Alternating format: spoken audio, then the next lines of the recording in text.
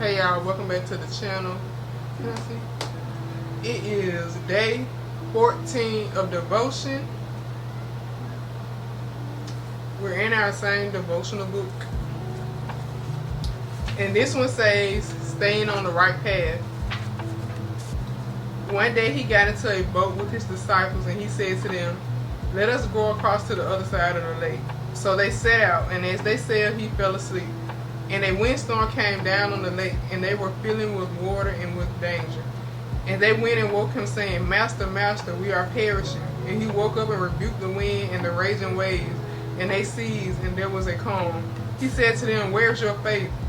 And they were afraid, and they marveled, saying to one another, who is then he, that he commands even winds, water, and they obey? Luke 8:22 through 25. And the devotional says, often we bring upon our own brokenness and suffering and pain. We wonder why he has forsaken us when all along it was God telling us to go down another path, and we decide to go our own way instead. Do you remember being a child? I have a 3-year-old, and he is starting to tell me no. I say to him, Jackson, don't jump off there. And you can go and guess what he does next. He jumps. Ouch, Mom. Kiss my boo-boo. He cries. I respond, Jackson, I warned you not to jump, and you did it anyway. As my son tests me and wants to go his own way, as I try to steer him the right way, God is doing the same for you. He gives you nudges and callings. Often we are scared to step away from the norm and what we are used to, or we try to decide what's best for us. Then down the road, when things don't go as we planned, we look to him when he was telling us to go right all along. And a lot of times, like she said, God, well, first off, to start with the scripture. That just go to show you how powerful he is, and that God is always with you. Like, we be in the middle of a storm in our life, and we feel like we all alone. But God is there with us all the whole time, telling us to be calm, don't worry, like, have a little faith. If I done got you this far in life, you don't think I can get you past this little storm you're going through? And like she said, a lot of times God gives us a warning. That makes me think of the Balak and Balaam story. Balaam was like a person who could like do curses and all that kind of stuff. And Balak was the king of a certain city or town that the Israelites would have had to pass through when they got from when he freed them from Egypt. And I done lost my train of thought just that fast. Yeah, what was I trying to say? Oh, okay, yeah. So, don't mind. It reminded me of Balak and Balaam, but mostly, I'm supposed to be mostly talking about Balaam for this part. Because Balaam had told them that he couldn't go nowhere or do nothing or say nothing if God didn't permit him to. He only could do what God wanted him to do. So he was waiting on God's sign, as most of us do. And when we wait, we feel like, well, he ain't saying that yet. I'm just going to go ahead and do what I want to do. And so Balaam went ahead anyway, and along that way, God was trying to get him to not go. So the stuff that he normally do, he was making it not work. And Balaam was still fighting against what against what God was trying to stop him from doing by still doing what he wanted to do anyway. And so in the end, when he just couldn't understand that it was God's answer to him be saying no, because he had a donkey that he had his whole life, and on the path the donkey started acting crazy.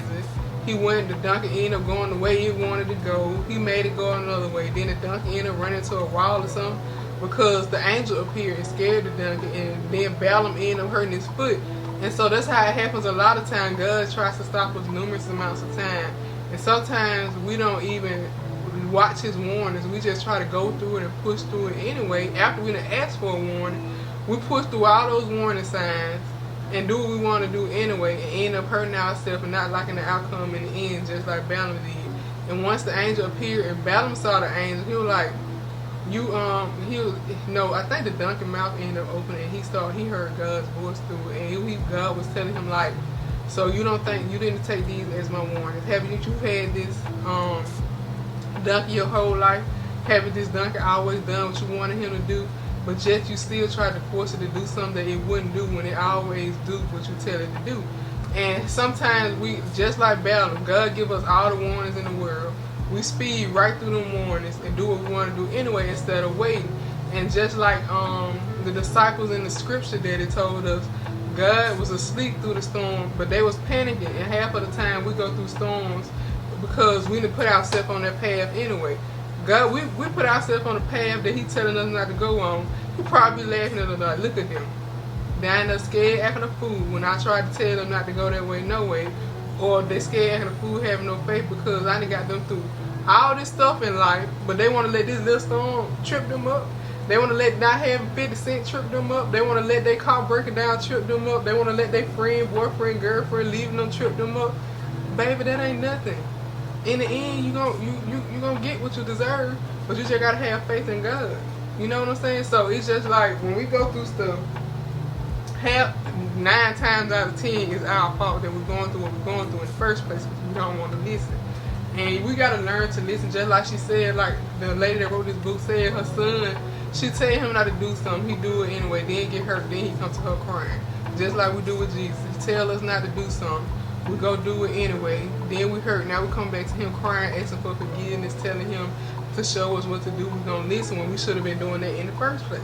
And like there's a lot of times with God's scriptures, with His commandments and stuff, all of it is to save us.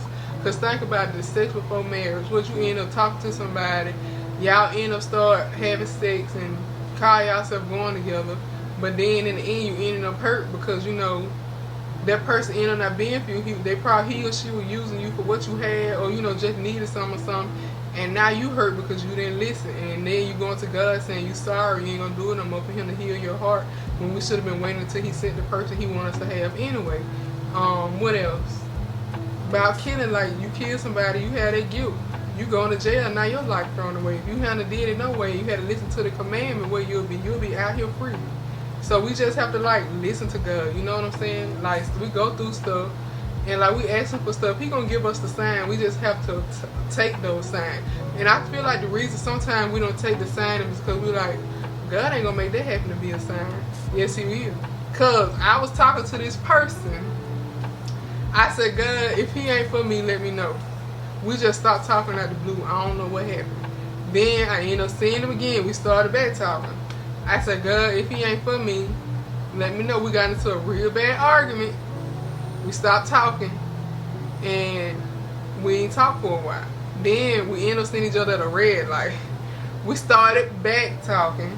And I asked God again. I said, God, if He ain't for me, let me know. Baby, that time, God said, she done asked me for all these signs. I done gave her all these easy signs. She want to go back again. I'm finna give her her signs she want. And me and him were talking. He wasn't supposed to be talking to nobody else. None of that, just me. So he ended up texting me one day. I'm at work telling me something. I got a baby on the way. I ain't pregnant. I said, okay, God, you hit me hard with that one. I said, I asked for a sign, you gave me one. So we just have to listen. He gonna give you them signs. And from my experience, the more you ignore His signs, the worse them signs gonna get. So pay attention. The You Got This says, the good news is He always there for us. If you feel broken, scared, and down a road you can't turn around and pray. Even if you make a wrong turn, He won't forsake you. Experiencing a failure doesn't mean that your life is a failure. Get back on your horse and keep riding. So yeah, I didn't let that stop me from anything. I just let it made me to want to listen to God even more than I already was listening to Him. And I think after that, y'all think God will take people out your life before He bless you, because He know that they don't deserve the blessings He about to give you. Because when I was talking to this man, when that going right in my life, I finally listened to God and let Him go. And y'all, when I tell y'all the blessings start overflowing, it's like if somebody don't deserve to be in your life, God not gonna give you what He wants to give you if they there, because He know that they don't deserve part in your blessing. So yeah, I learned that too. But yeah, what we was talking about? I forgot. But yeah, oh yeah, I was gonna say that's devotion number 14, staying on the right path. And I feel good I was able to use a story from the Bible to go with the devotion. I feel biblically smart now.